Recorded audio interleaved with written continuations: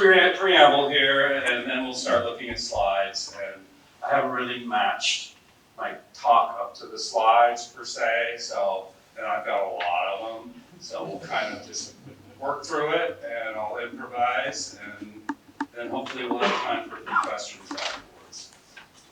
All right. The name of the book in the exhibit is Charles Peterson's Nirvana, though today will be more about me than it will be Nirvana. I'll talk about a few of the images in the show, but I'd like to take a look at more of my work and how each body of work, no matter how different in subject material, influences each other. I haven't really matched up, I just told you that, with the words and images I'm going to show, so bear with me. It wasn't until high school photography teacher, local legend Paul Dahlquist, gifted me the books The Masters of the Camera and The Concerned Photographer that I began to realize a photograph could be so much more than just a mere cataloging of things that pass by. The photograph itself could be alive and a mystery and take on a whole life of its own. That led me to discovering other great photographers such as Gary Winogrand, Lee Friedlander, an Aberdeen native who has a star on the sidewalk outside of the Kurt Cobain Museum, which was, I was like, that was really cool to me. Diane Arbus and Larry Fink. The last photo in the Masters of the Camera is one by Jeff Winningham from 1970 of just the audience at a pro wrestling tournament in Houston. I was fascinated by that photo in my bedroom in high school, and probably more than any other, it would determine a large part of my focus later on when it came to shooting bands. I just loved the fact that one was seeing a reaction rather than the subject of that reaction, and every face in the image with its own story to tell. It was like getting a 20-course meal when only paying for one. The photographer Larry Fink was a huge inspiration, somewhat more in a kindred spirit than the actual images I was exposed to of his at the time, as I came across his work later. And I would later imitate his style somewhat for my book Cipher, which we'll get to. Sadly, Larry Fink passed away in the fall of 2023. He was a friend, mentor, and sometimes boss to Michelle Dunn Marsh, Minor Matters publisher and curator of this show. Michelle told me in the fall of 2023 she was going to give a book to Larry.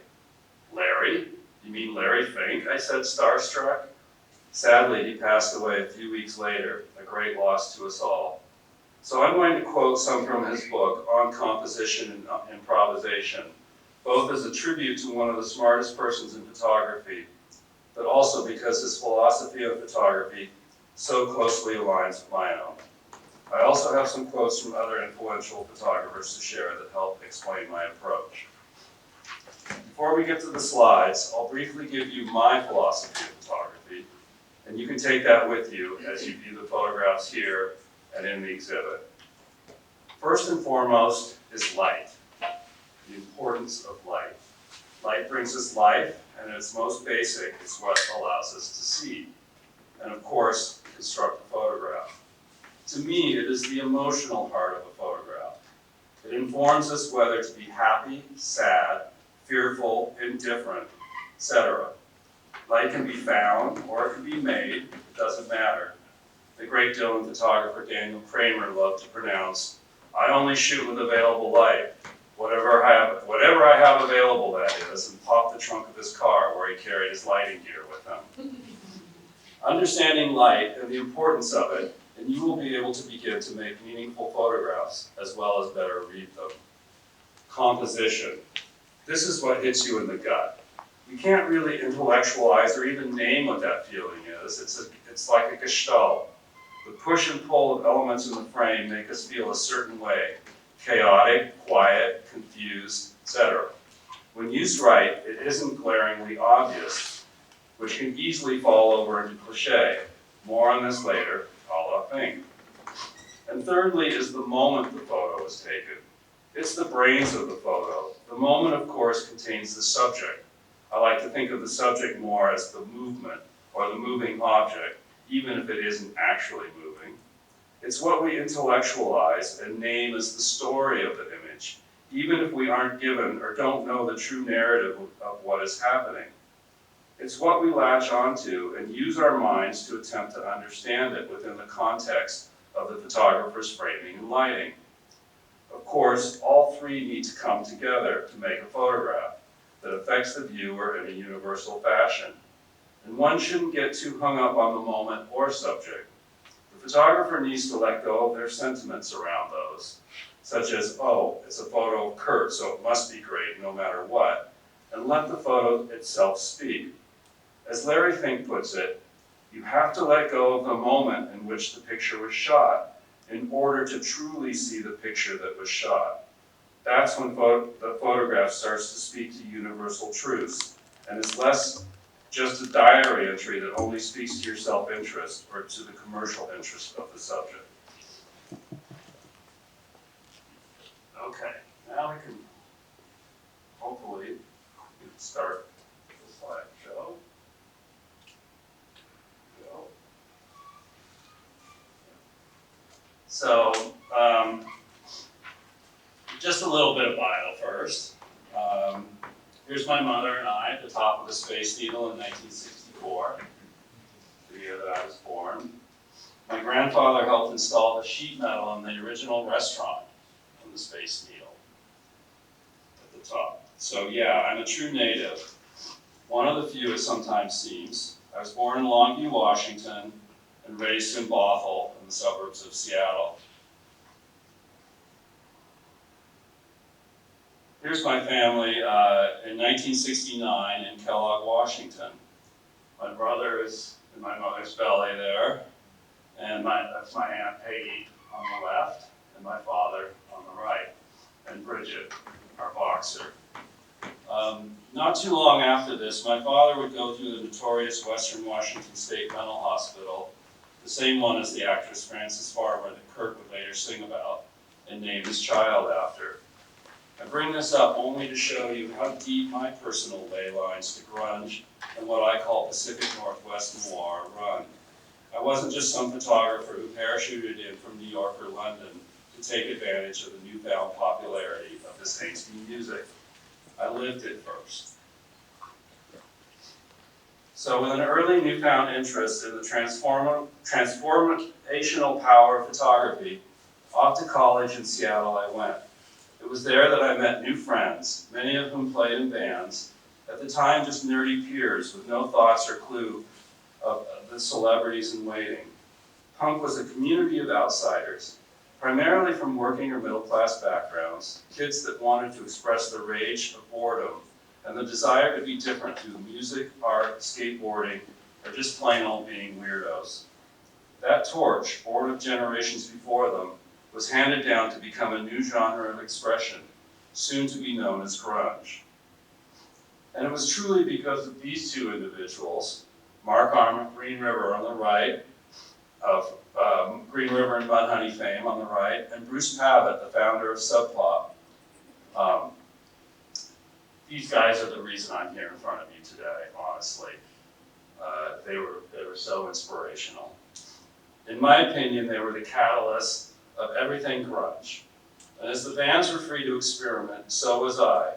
My approach and intent was to make art, not merely documentation. Fink writes, I first started photographing out of an almost pathological curiosity. Photography gave me license to be on the front row of things, to go to where the energy is, to explore places I might not have entered without the camera, which was also my experience, and has been my experience. It allowed me to enter into and become an integral part of the music scene that was happening, and on my own terms. So this is just briefly caption-wise, this is the U-Men here. This is about 1985, and I'm going to talk a little bit now about the gear that I used. So, and that can apply to the images moving forward here. I don't like to harp on camera gear too much, but it was my early choices of lenses and flash that determined my vision of the music to come. At very first, I used a quite wide lens, a Nikon 20mm that I inherited, along with a beast of a body, the original Nikon F. It didn't have a hot shoe to mount the flash, so I was forced to use it handheld, off camera, and that created a more natural looking light. I would also use diffusion on the flash head for a softer light with more spread. I would experiment as the bands themselves were also experimenting, and I would play with balancing the flash and the ambient light, using longer and longer shutter speeds while stopping the action at the exact moment I wanted to, and then blurring the ambient light. I never knew what it would look like, and that mystery became part of the magic. It was a technique borrowed from another huge influence, Gary Winogrand, at his stock show photographs in Dallas and Fort Worth. Though taken to the extremes he did, I felt it matched the music being made and the audience's reaction to it. And so early on, I really wanted to start experimenting with including the audience and kind of using that foreground to tell a bigger story than just a musician on stage. When my first camera was stolen, I switched to a more contemporary body at the time, with a motor drive at that, a Nikon FE2 and a slightly less wide lens, a 24mm, that would make the photos a bit more intimate, yet still allow me to work close and capture what I needed, without having that artificial wide-angle effect so many rock and action photographers embrace. You can see a facsimile of that setup in the hallway outside of the show. I duct tape an external battery to the head, which allowed me to not worry about changing batteries, but also gave me faster recycling times, therefore not missing images waiting for the flash to recharge.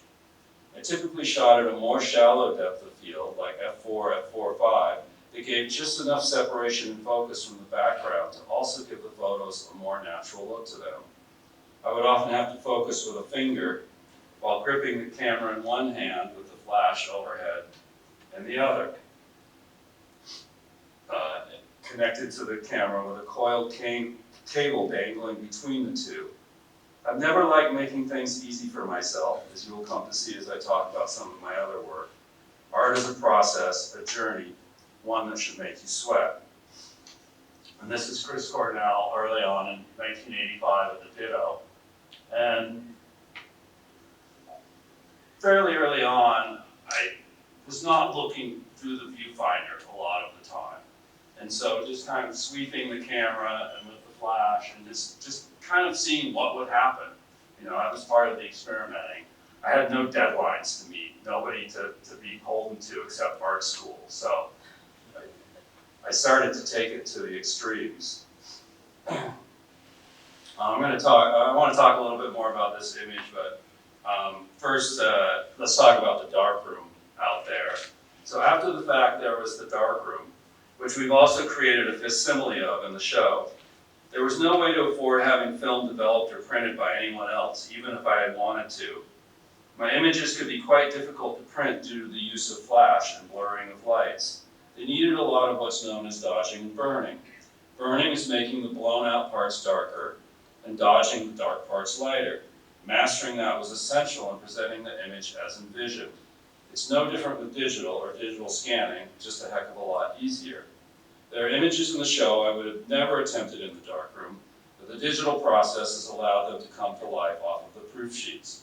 I would often spend days in the darkroom after the fact of making the images. It was an inevitable and invisible part of the process. One of the things that Larry Fink brings up is the idea of incongruity.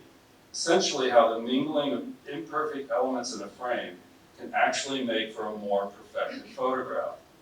Elements that don't necessarily belong to the main focus of the photograph can be considered incongruous, yet they often bring the photo deeper meaning, a layering, a sense of the unique and mysterious, and a strangely satisfying way of balancing out what might otherwise be a boringly standard image that is nice, but doesn't challenge the viewer in any way.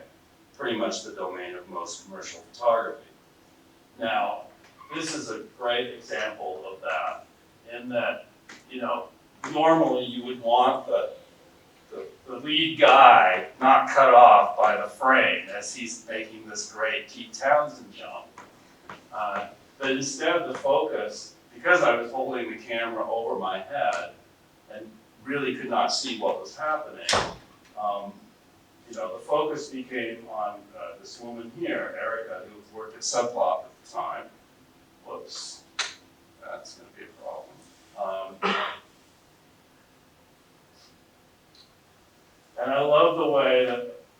almost looks like she's holding that mic stand there. And then you have other, just sort of all this stuff to look at, all these little elements going on. There's a cooler in the background there, and just bits and pieces, and then the lights. So when many things are happening in front of the camera, and quickly, one must also rely on luck, which we can then hone and massage over time to become an actual process. Mr. Fink calls that in his book, choreographing miracles, and I honestly can't think of any better way of putting it. John Zarkowski wrote about Winogrand, quote, "It is luck that can be compared to that of an athlete. The great Hank Aaron hit a home run 755 times in his career, but failed to do so almost 12,000 times. So it's really that art of practice and just doing it and discovering what comes up. And then being able to recognize that when it does off the proof sheet and then transform it within the darkroom. And this is something that happened quite often, which is when, because I was using a longer shutter speed, 1 second to 2 seconds, the shutter would go off, my flash would go off, so that would freeze the initial moment, and then that shutter open would allow for the lights to blur. Sometimes somebody else's flash would go off, and that's how you got this double image. It's not something I planned, or I always thought, well, I should do that, bring another flash and have somebody hold it, and it just got too complicated. But I love the what would happen there. I may need to go in and I'll try and not let it do this. So, and here's another example of that with Chris Cornell sound garden. And it would give this great effect. You could almost, looks like he has 2 mic cables there, 3 mic cables.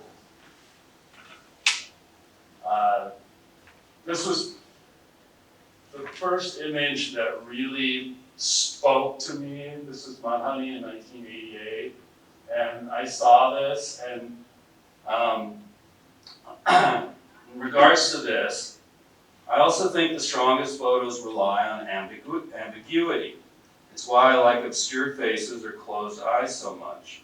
The great street photographer Joel Meyerowitz said, quote, "Ambiguity is one of photography's strengths, to recognize a decisive moment with an unknown meaning or outcome.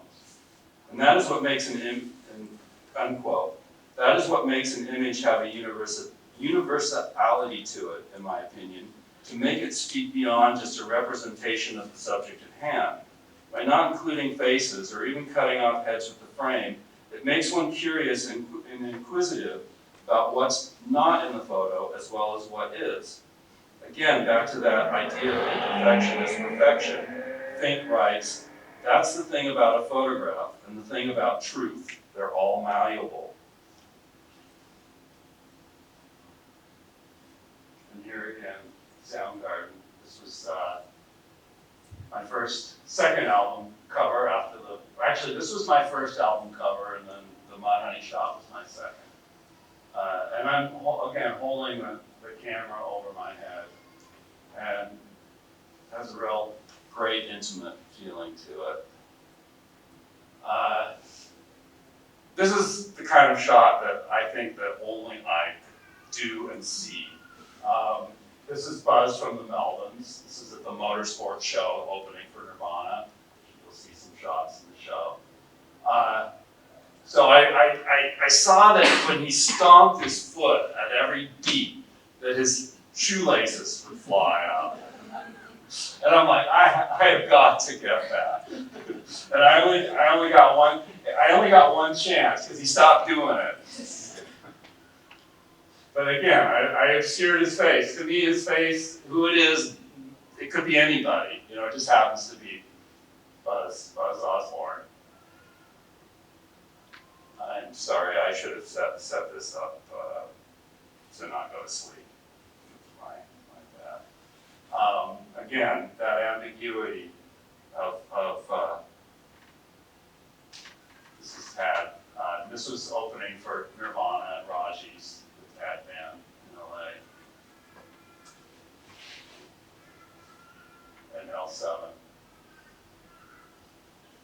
So the newfound freedom of not being beholden and trying to recreate a natural reality allows the photographer to broaden their vision and bring expression and feeling to an image that may not even have been there in the original scene to begin with.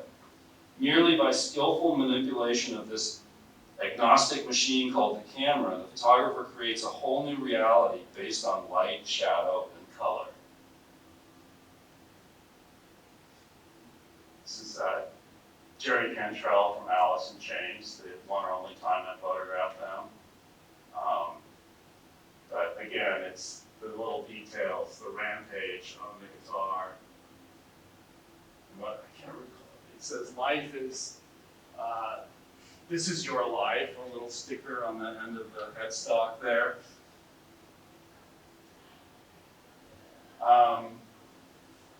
Again, serendipity, chance, luck. This was Mudhoney at the Coca Show, and Larry Reed was throwing powdered sugar everywhere.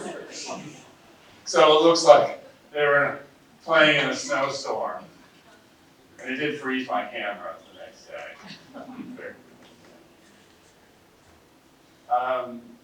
Mudhoney, this is one of the few available light photos. Occasionally, usually each show, I would try and run a roll of available light, particularly when higher speed films, T-Max 3200 became available. I don't have it here, but this is very much like one of Larry Fink's early jazz photographs. Michelle is nodding her head there. Yeah, where you have these intersecting lines of musicians, and one in the foreground you can't see, and then, yeah, and I love the way Steve Manning here, who would later work for Sub Pop, is, mimicking Mark's singing, shouting. So on to a few Nirvana photos. This is probably my most iconic and famous image. Kind of has gone on to represent the 80s, 90s, the whole grunge scene. Great story behind this is I actually asked the guy to not do it. He was standing on the amplifier, and I was tugging on his leg, and I said, "You're gonna kill yourself." And he was dancing away, and so I got ready for the shot. I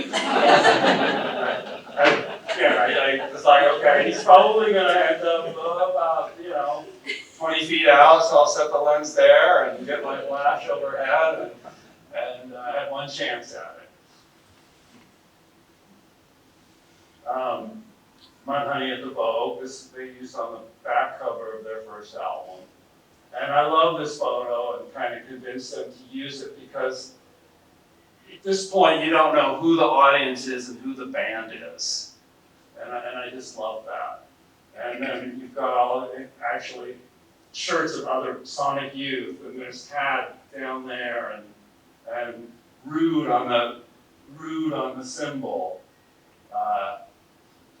And then again, just like all these faces, like I said, it's a 20-course meal, all these different expressions. And then this was an audience at the TAD show, and yeah, I just love the way that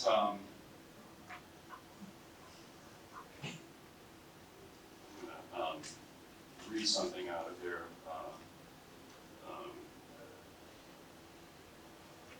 So again, I don't know what's going to happen when I take these kind of photos. All I can tell is that I've got my craft, my technique with the camera down, and an idea of what I want to do, but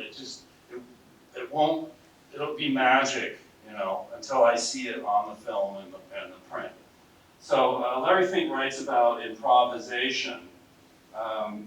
In photography and music, improvisation is the essence of this kind of uncertainty and potential failure. Within a fixed group of givens, you try to loosen up the boundaries so that they fibrillate and undulate, as if everything which was taught as standard was somehow in flux. You begin to create a harmony within that instability and uncertainty. Improvising is the idea of being comfortable with the nature of discovery. similar here. This was at the Motorsports Melbourne's Nirvana show. And I would also have to put myself in these situations, and I did get a boot in the head occasionally. And one or two times the flash broken off, and it was all worth it. And I love the sort of the circular. It's almost like you're going into a tunnel here, a mine shaft. This photo is in the show, taken the same role as that other one. And I love the half-cup face there, and then the eye with the eyeglasses peeking out, and then these hands. So there's just a lot to look at.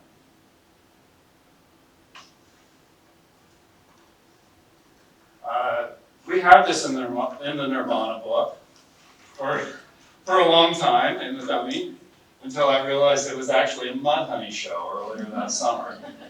So just for truthfulness sake, we took it out.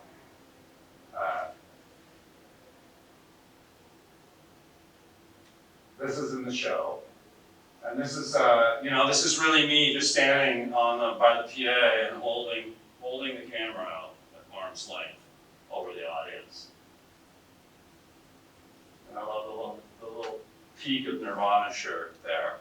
And again, holding the camera, I can wait for a moment, but sometimes the moment just has to come to me. It's just there, and you take the photo, and then you work with it later. This is in the show. Is this in the show? No, this one is not. It's in the book, but this is I don't know. To me, it's like the Michelangelo ceiling. Ultimate expression of audience becoming one with the performer. Yeah, so.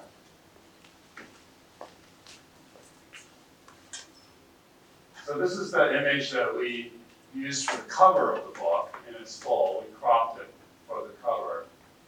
And I love the push and pull. And things like, I can't control the flame of light coming out of the headstock of his guitar. Josh with the Sonics Boom shirt in the background is sort of a ode to past Seattle music. And the intensity of this audience member here looking at the band. Now this is another example of that double exposure with flash. And the interesting thing about this is that this was Jason Everman, who was in the band for a brief minute. And we made a poster of this for Bleach. But before the album actually came out, he was kicked out of the band. So, and I guess I can read this here. Henri Cartier-Bresson famously said, "There are only coincidences. When doing this type of photography, one can't control the subject, only a relationship to it in space and time. And that in itself is often a coincidence. As photographers, we are just little reaction machines. Of course, we get better at reacting over time, but that still doesn't mean we are in control of the situation. Only the camera settings, framing to a degree, and our reflexes."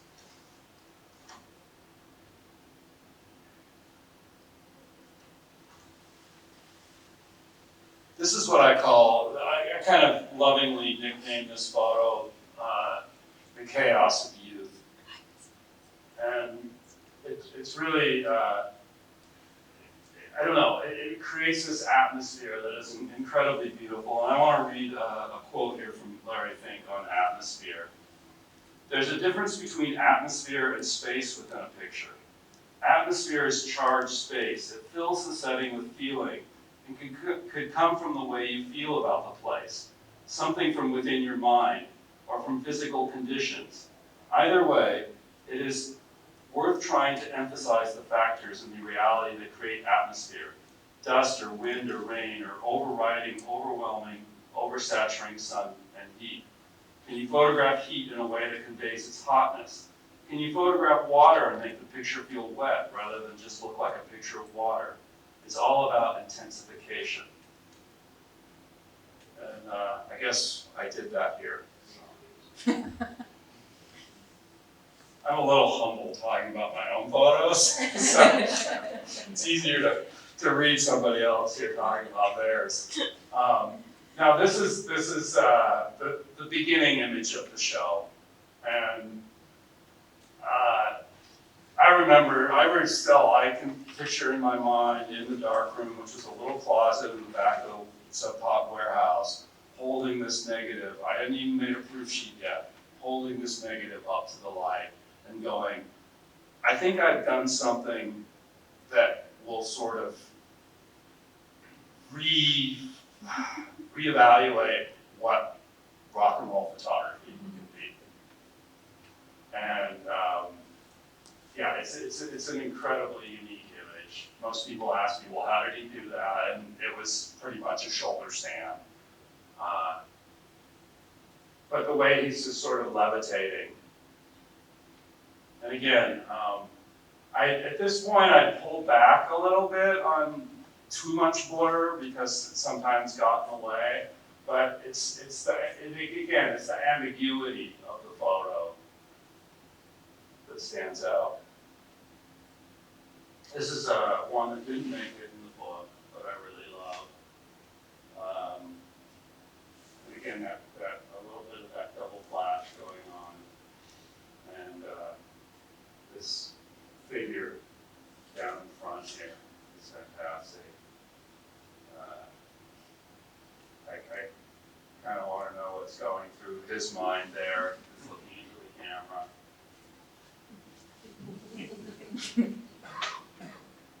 I did take some color photographs at the time.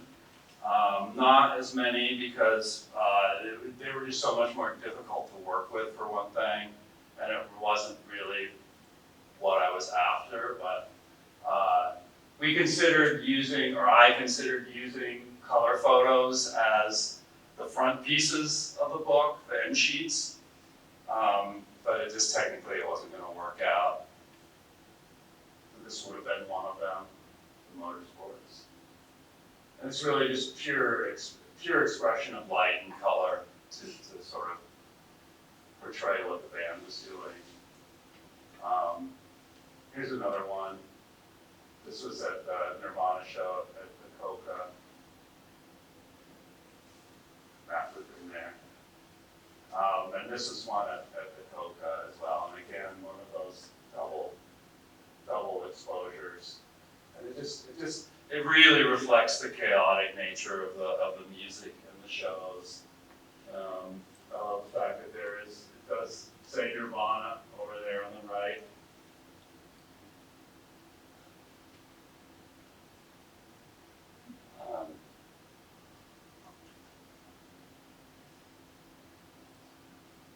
So this was at the End Fest. At a certain point, the shows became bigger, of course, and I had to kind of switch how I was working and using more just available light. Someone once compared this to a Sebastio Salgado, which is like, I'll take that. This was with Pearl Jam on tour in 1996 in Barcelona, and I love this sort of. It's almost like a Renaissance painting.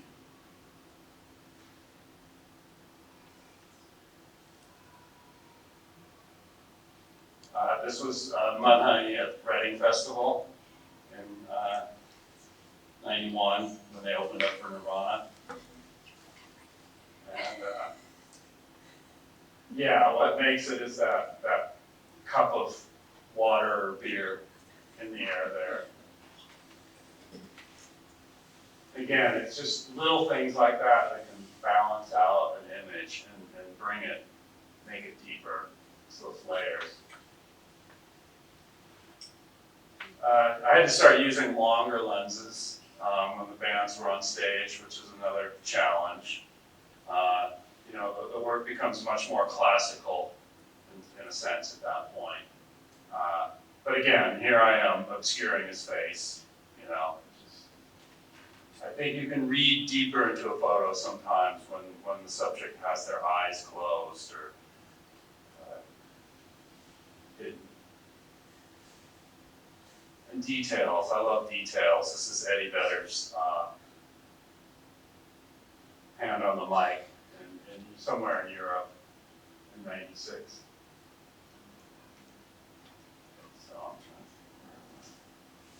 So we're going to move on from grunge now. Let me kind of intro this here.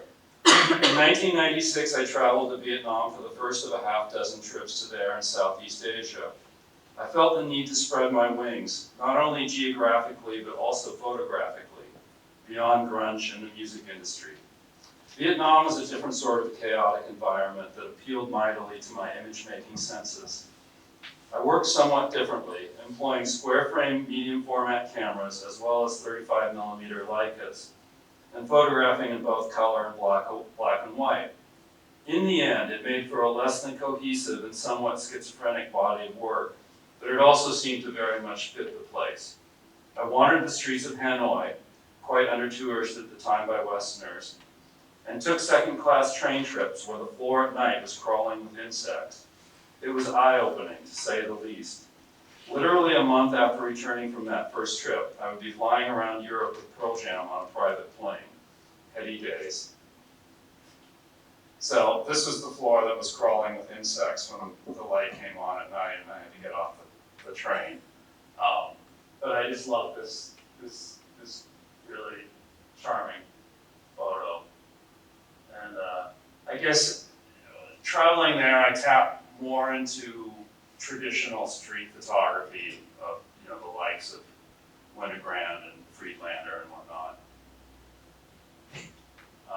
This is probably my most Gary Winogrand shot here. And this is at the horse races in Saigon. I think this was in '99. And it was a place unlike any I'd ever been. It was on the outskirts of Saigon, and tourists did not go there. And I had to actually convince the Sequoia driver to take me there, or a motorcycle driver. He's like, "You don't want to go there." I'm like, "Yes, I do." So, yeah, and what makes this photo, it's at the edges. It's this guy smoking, lighting his cigarette down here. And then another guy up there, and they all kind of look the same, but they're all different, looking in different directions. And I like that these are all full frame again, and I like that the building is a little bit cropped up there, so it kind of pulls you into it. When I was working with the Rolleiflexes, it was much more kind of a romantic look and feel to it. It also helped me really connect with people because it's a camera that you look down into. It's not in front of your face. This was at the governor's mansion in Saigon. And then this was very, very far up in the north by the Chinese border. So I really kind of covered the breadth of the country. This is probably one of my favorite photos and definitely one of my favorite street photographs. This was in Hanoi, and I saw it coming down the street. I saw this horse sign or whatever it is, and it was bright silver gold, I think. And I saw it coming towards me, and I got really lucky that it just passed this spot of light as it went through the intersection and took the photo. Again, it's that kind of surreal ambiguity to it.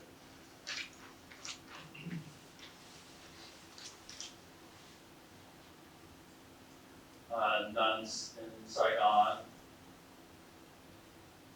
And I let the way, it's going this direction, but then it goes over that direction.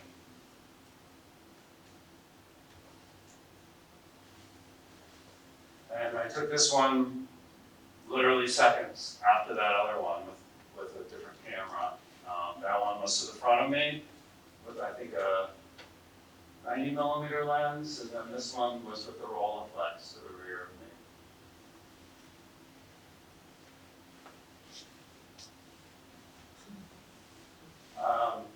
Yeah, we don't do that in this country. So yeah, this was not with a flash, but it looks like it. I was panning, what you call pan with it. But again, it was my kind of my rock and roll reflexes here that allowed for a photograph like this. This is another one of my favorites. This was way far up in the north as well. My driver and guides were always like trying to guide me to waterfalls.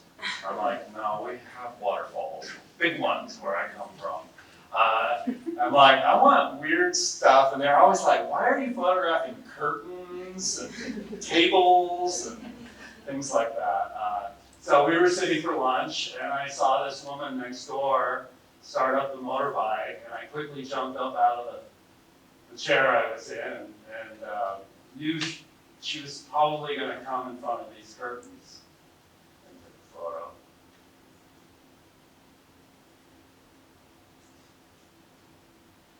This is in Sapa, way up north. And again, this is one of those photos that's about, what's not in the photo, really. You kind of have to make up your own.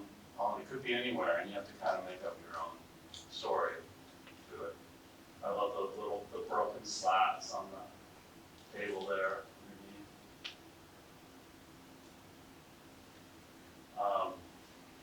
This is what I call my Three Graces shot.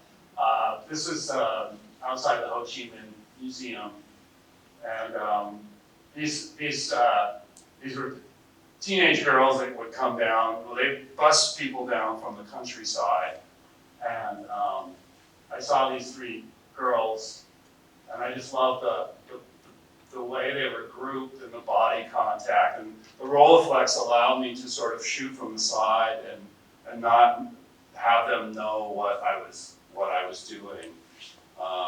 What's interesting is I showed this photo later when I had come back to a woman at worked at the travel bureau that I use for drivers and fixers and stuff, and she's like, "Oh, those are country girls, and so there's this class thing that goes on, and it's fascinating.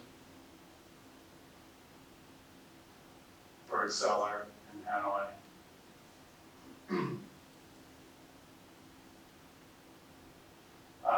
This was in Cambodia. This is Sihanoukville Beach. And again, I was on the back of a motorcycle, and we drove up, and I literally launched off that motorcycle, and I took off one or two shots before just kind of the whole scene kind of fell apart. And I love the way the clouds in the back look like a head as well.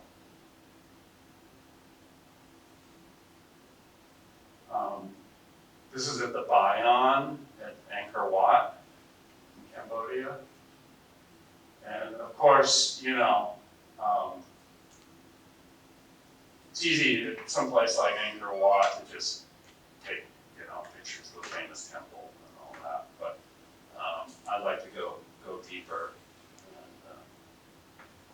love this. Okay. So in 2005, I started photographing breakdancers in Seattle. Again, I set myself a challenge by photographing them with a medium format camera and with a flash, very much akin and an homage to the work of Larry Fink, particularly his boxing series. Medium format cameras only hold 12 images a roll, 24 if you're brave and using what's known as 220 versus 120. 220 could be notoriously fickle for getting exposed on the edges and things going wrong and developing. And then quite a process to load and unload, all the while being jostled for a spot on the edge of the cipher, or circle as the dancers would call it. Cipher became the name of the book I would put out in 2008. Most of it was shot in Seattle, which had a worldwide known scene at the time, as well as Portland, LA, and New York City, and a shot from Tokyo as well as Saigon. It was refreshing from shooting bands and reminded me of the old days. No managers, limits, or cares to what I was doing. I would just pay my own door fee and work. This was taken in New York City.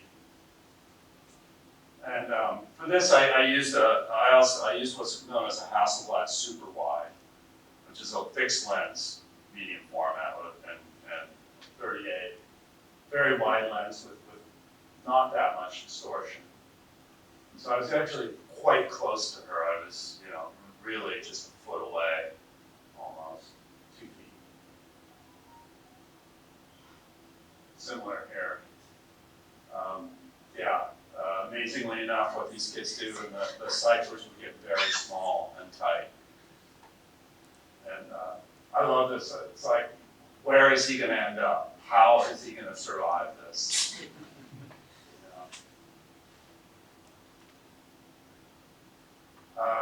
Occasionally, tensions would run high. This was in Los Angeles, a big event.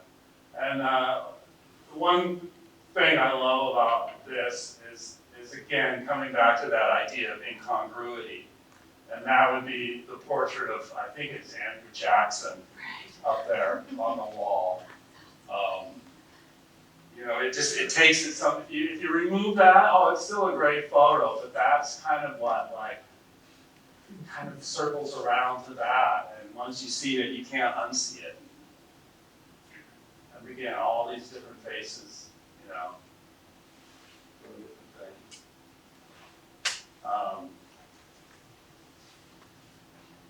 Again, this is just quick reflexes. This hat flew off his head and then caught it up there in the corner. And no cropping. So.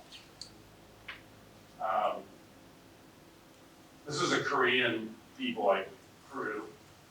And it really reminded me of one of those, the Japanese kabuki type play, or a Kurosawa film where you have the characters off, kind of commenting on what the main characters are doing.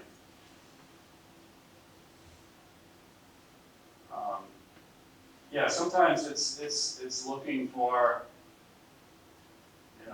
what's not obvious to tell the story. And in this case, there are a lot of injuries that could happen with breakdancing. This was in New York City.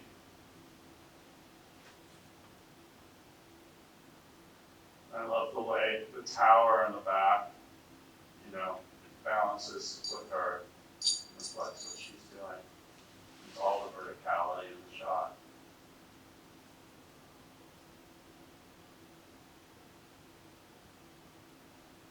The small moments. So the next body of work I called Child's Play. Comprises the first 10 years or so of my children's lives, Leica and Felix, all photographed in color with a digital Leica. All photographers take photographs of their children. The challenge is to make the work meaningful to others, beyond the sentimental love they have for them. What is the universal draw? For me, it was a type of deja vu in light and color that reminds one of the simplicity and magic of their own childhood.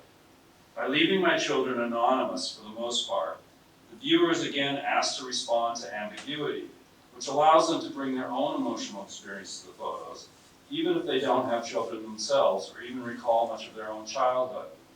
It's like that sudden flash of light through the trees on a summer day that transports you to the past, even if it's a memory locked up far in the recess of your mind. I had to throw this one. This is not the most successful example of that, but I love it because it foreshadows the future for sure. As Felix gets his first car 2 weeks from now, as he turns 16. So.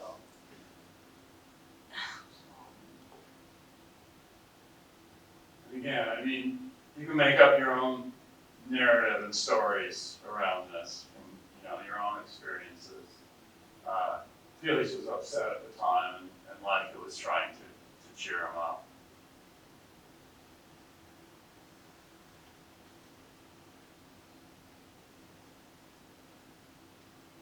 And a lot of, my love of movement and action.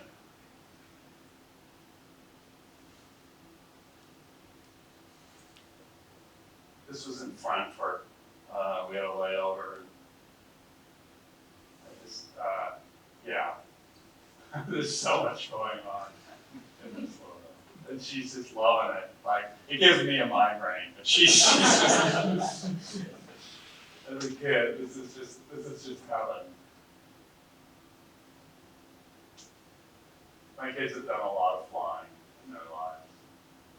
And I don't know, I've never seen an airplane window photo like this before. I like to use flare a lot, and you can't control it, particularly when moving situation. It's impossible to control, so you just have to take that lucky accident when you can.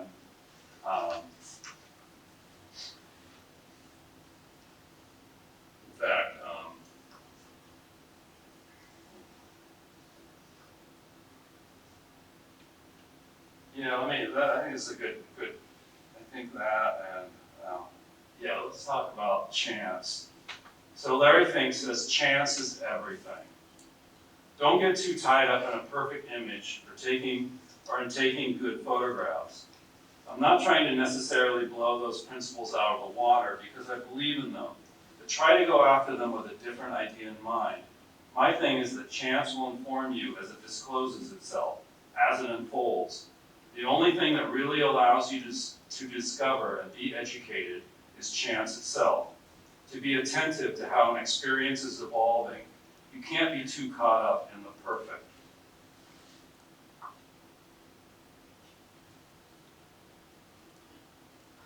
And that color. Their goldfish died.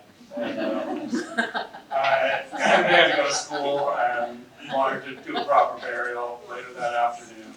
So we put it in the refrigerator, and of course I took the opportunity to photograph it.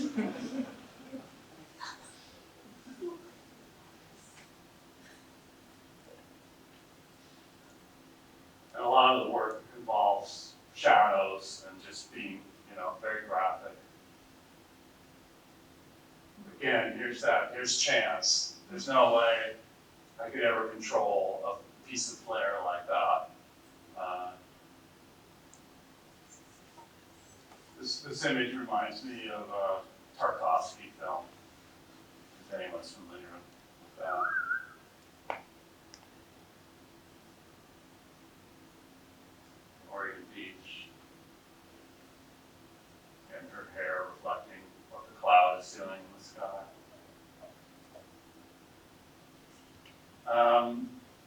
This is in Hawaii at the place of refuge. Have any of you ever been there? Felix did not find refuge while he was there at that age. And so he was not in a good mood, and he just decided to go stand in a little bit of shadow that he could find. Then, of course, being dad, the photographer, I took advantage of it. But back to that sense of ambiguity. And just a plain, gorgeous photograph of him asleep in the car. It kind of, to me, is that dream state of childhood,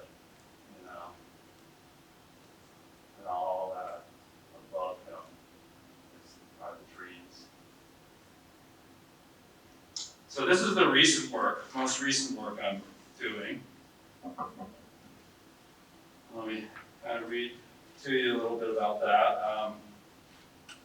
The most recent work I'm doing is titled Photographs for Ambient Music, a nod to one of my favorite musicians, Brian Eno.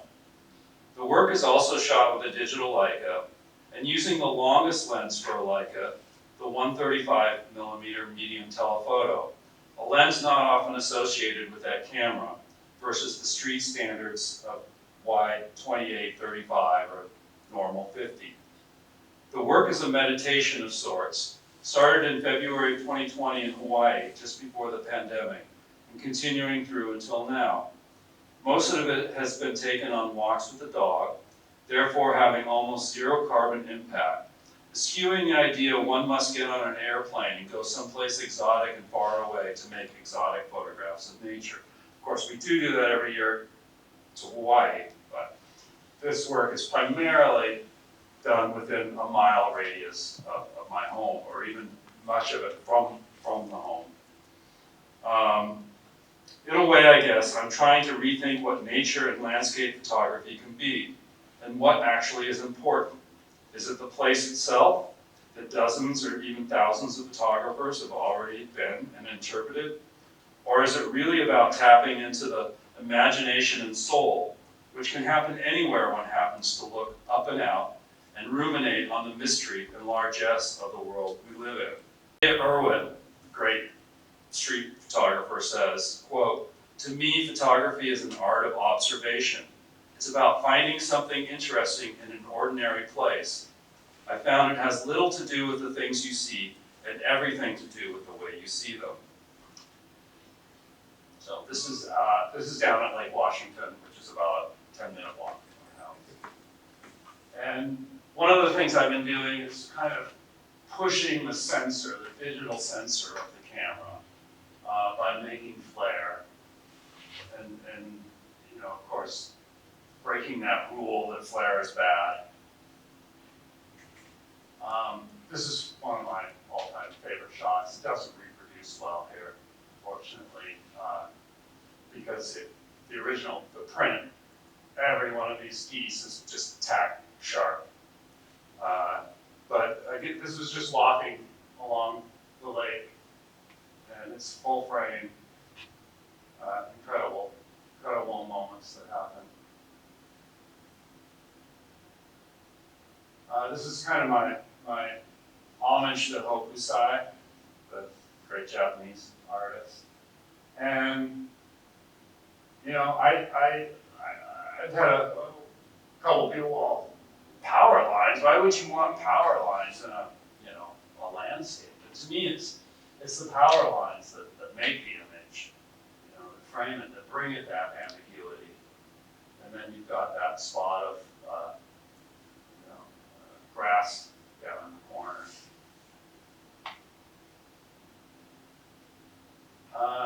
A lot of the series involves airplanes, partly because we're over the flight path, but it's that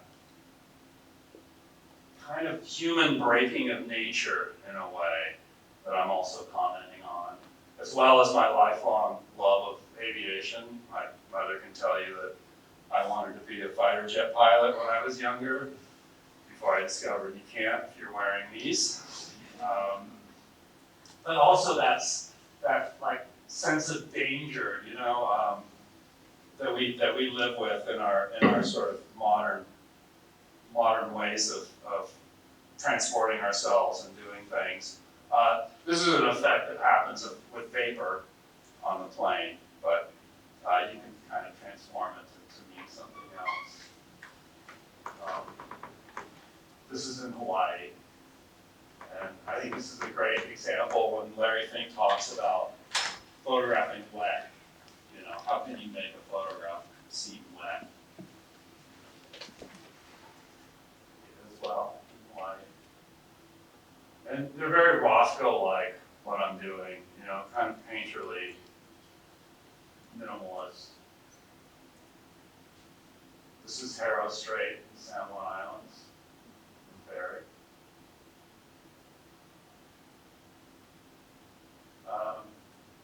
swallows in the neighborhood. This almost ghost-like cloud storm that's happening. And we don't have particularly dramatic weather here in the Northwest, but the way you can frame it and cut it up, and you can make it as such. This is in white.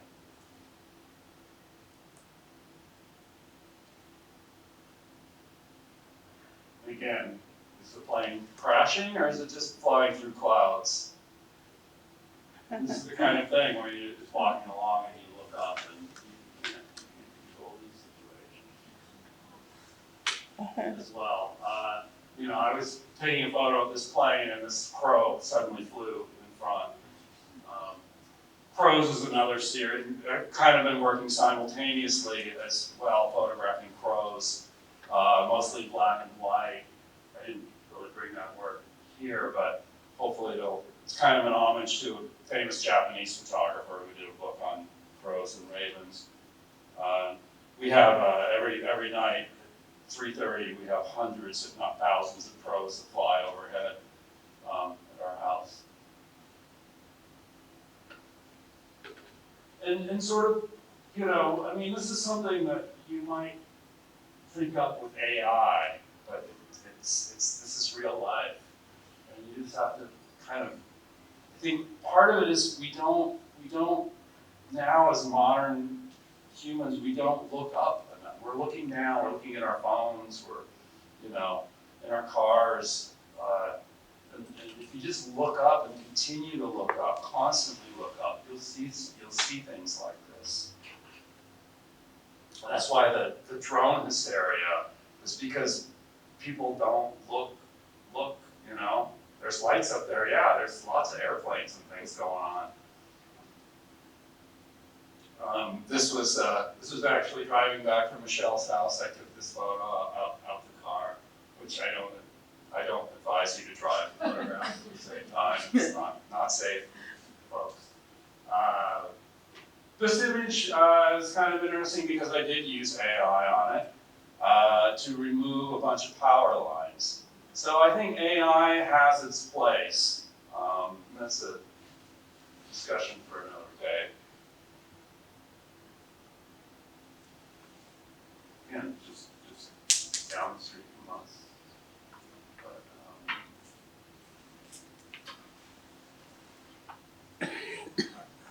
I just think this is a stunningly beautiful photograph of crow.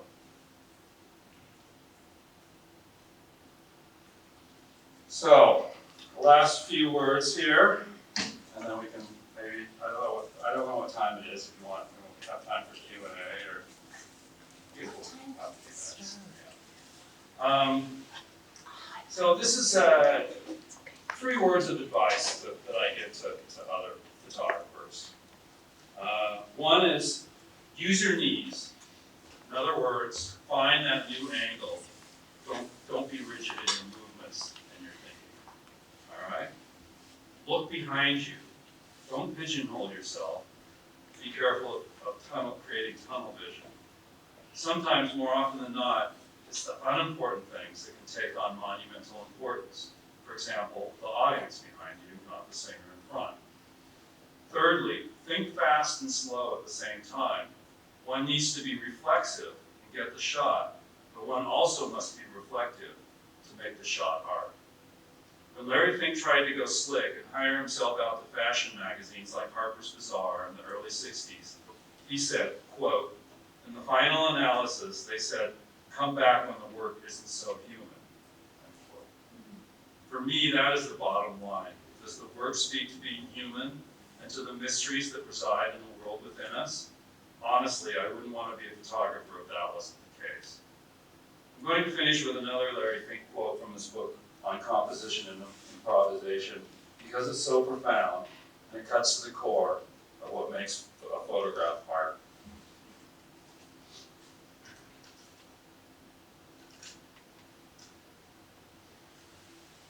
Being attentive to the sensual means being able to absorb the energy that's in front of you and feel it as if it's a force which it is. There are many tricks I can teach, but they're tricks of technique. This is not technique. This is the entryway to the soul.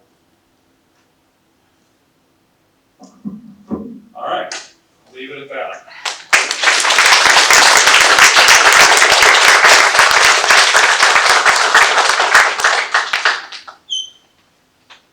So, do we want to do some questions? Does anyone have questions? Does anybody have any questions?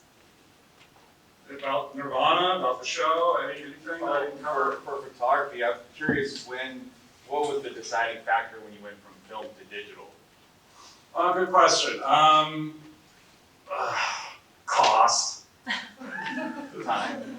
Yeah, I mean, I held out for a long time because I just didn't, the images just looked too digital to me for a long time. When everyone was embracing the original Canon full frame SLR, which cost $7,000, I spent $10,000 on a high-end film scanner, so I could continue to work with film and do my archives. It wasn't really until I was forced to, and that was actually doing a job for a Lightroom promo, for Lightroom 1.0. And they were like, you gotta shoot this in digital. Because that's what Lightroom, of course, is all about. So I got a Nikon, or just a Nikon D200 or something. But it wasn't really until the Leica digitals came along that have much more rich film-like quality to them that I fully embraced it. And also, I think the last time I went to the lab and picked up like $300 worth of film and was like, well, there's nothing really here, that kind of cemented it for me. I miss it, of course, but yeah, they both have their place. Thank you. Anyone else? You did shoot a roll of film for the dark room. I did. I shot some fake film that's hanging in the dark room there. Yeah. And I have a film camera that I bought a while back that has half a roll still sitting in it.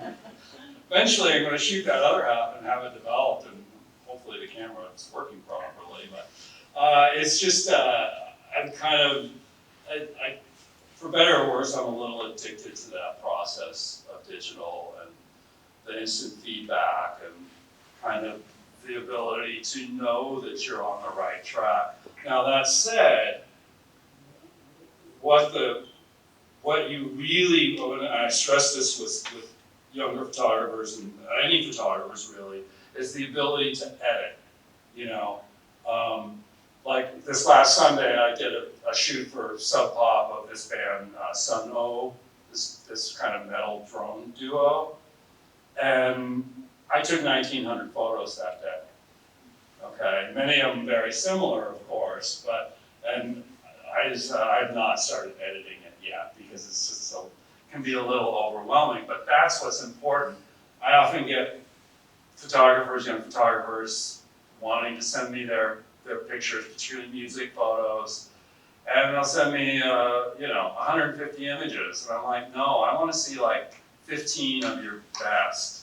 Because this doesn't mean much to me, it's just, at that point, again, it's just a cataloging. It's not, you're not trying to create a unique vision for yourself.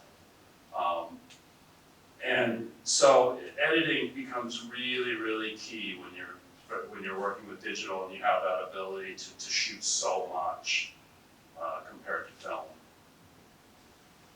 Do you think you could have gone back in time with digital equipment and replicated all the Nirvana era pictures? Was that doable? Yeah, I don't think it would be the same. One of the things about film was the unpredictability of it. And, each film had its own look, each developer had its own look. Sometimes mistakes were made, like the Beehive show, like something happened and it got kind of overdeveloped, or one of the processes was too hot and the other too cold, so it has this kind of weird grainy, halo-y effect to some of the images.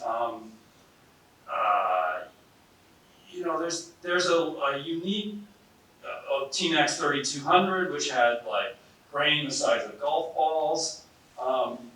There's a unique look to it that I think spoke to the time and the music as well, that wouldn't necessarily happen if, you had this clean digital.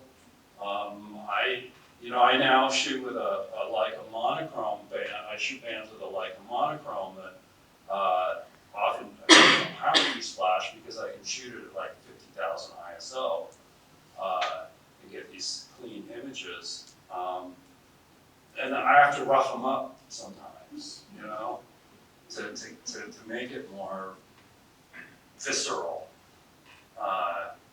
And yeah, the one thing that I wish, I now work with a ProPhoto, an A1 ProPhoto flash, that you put this little hockey puck on your hot shoe, and it, speaks wirelessly to that. Whereas before, as you can see out in the case there, it had these cables, and they would get tangled around me, and I have to, often tuck that flash under my arm to rewind the film, and then the flash would accidentally go off and hit me in the face, and I'd be blinded. Show. So little things like that, yes, would have been lovely back then. But I'm glad that I did it the way that I did, or the way it had to be done. Yeah. It's hard for me to not feel nostalgic when I see images of live shows where there's no cell phones in hand, and everyone's like has to be like present in the moment. And I'm curious, like, how has our obsession with these devices impacted like your current choices on like photography subjects, or if it's like easier, how do you think it might have impacted what you chose to photograph when you were in person? I don't really. I know people that do great work with iPhones. I don't really. So I think it has sometimes maybe made me lazy, and then I think, oh, I've got a camera in my pocket. I don't bring my real camera. And I mean more like the actual audience, like the people that you're oh photographing. I mean, of course, it just. Yeah, no, I know what you mean. And there's this kind of like this huge. It's more on the amateur side of street photography that's been happening with, and there's bloggers about it, and it's mostly kind of gear related. But this whole group of people that I'm a street photographer, it's just people walking down the street looking at their phones. Like, that's really easy, And I think the same with music photography. People wouldn't be as involved or invested in the band playing. I mean, the crowds, like, you can't even imagine, but I've been to I've shot shows that, like Pearl Jam, there really weren't many phones in the audience, so, yeah, I don't know, it's problematic, but it is what it is. You kind of touched on a little bit earlier. This first show, or you started off with the smaller venues with the bands, and I think some of your most iconic, well-known pictures are at kind of the smaller venues. And then you started going to these huge venues, and you touched on, we had to start changing the camera and the lens and how you did it. Can you talk a little bit about your style changed with that? Mm-hmm. And as the bands got bigger and less accessible to people, and one of your iconic shots up there is the Reading Festival, and first looking at you, asking you if you need anything in front of thousands of people. But your style definitely changed. Yeah. But the Yeah. feelings of being around the band kind of have changed as well. Yeah. Well, there was kind of a funny story I was going to put in here. I think this is a good place for it, and that'll lead into answering your question. I was on a panel that Michelle put together for taking aim at EMP, and there was a photographer, Neil Preston, who's actually down on the other end of the panel. And at one point, he had talked about how when he was 17, he went on tour with Led Zeppelin, and they had brought in these runway lights and just this, epic thing. And at one point, he was like, oh, well, to somebody in the audience, who would ask him, he's like, well, I don't think that using flash is real photography, or something like that. And I was like, wait a minute, and I was like, there would have been no way for me, he's like, for me to take these photos that I did in these clubs. He said, oh, I didn't mean you, and yeah, so there's that, there's that kind of argument that happens. But of course, as I got into shooting bigger shows, just technically, the flash doesn't really work over those distances, and then the bands, at a certain point, the bands wouldn't allow it. I mean, when I went on tour with Pearl Jam, they do whatever you want, put a flash, on my face, do it, go here, there, just whatever. But for the most part, yeah, and then it just became industry standard that you just don't use flash in those situations.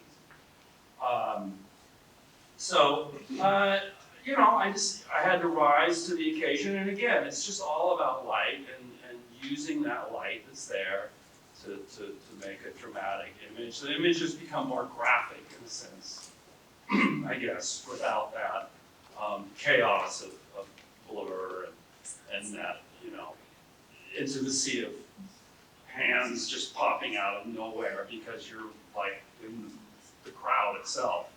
Yeah. So just changes. Does that answer it somewhat? Okay. Anyone else? Yeah, sorry. Oh, I'm sorry. Go ahead. Is it possible with a digital camera to get a double exposure? Oh yeah, you can do that. It's possible? Yeah, again, that was just my shutter speed being open and somebody else's flash going off.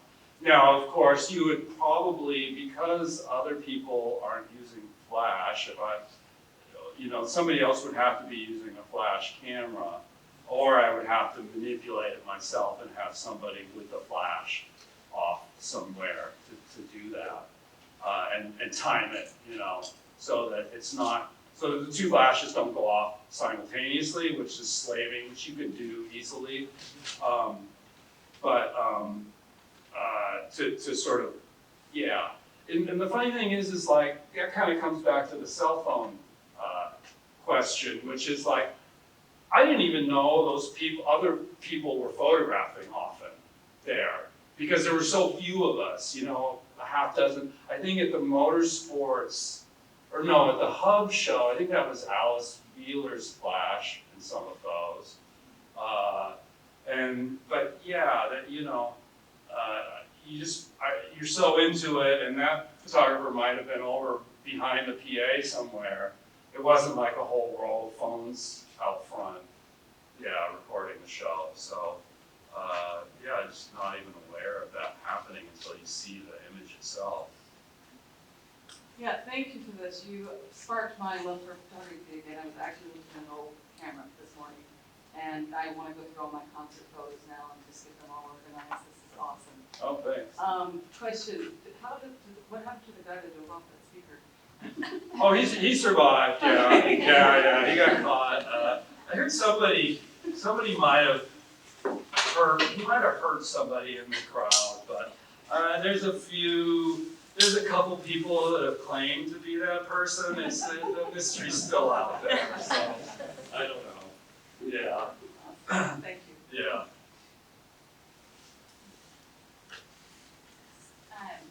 So for those of us who have an exceptional eye for imagery, this person here, if you were to get them a digital camera, just to start with what would you go get right now?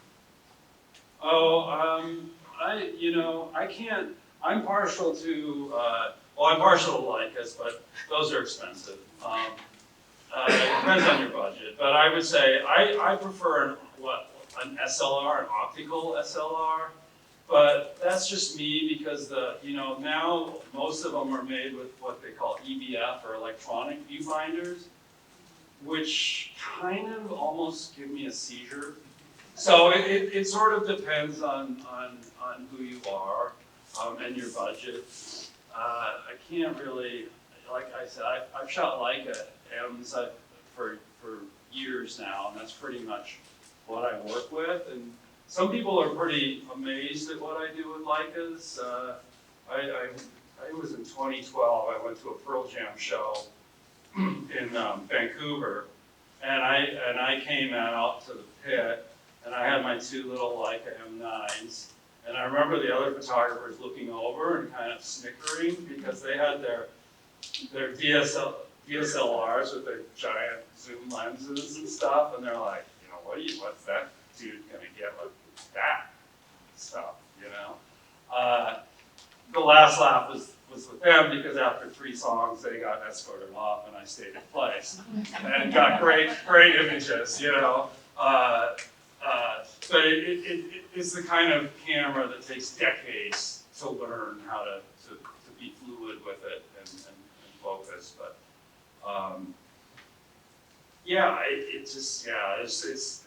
it's so much now. I mean, they can't bring out new cameras every 6 months.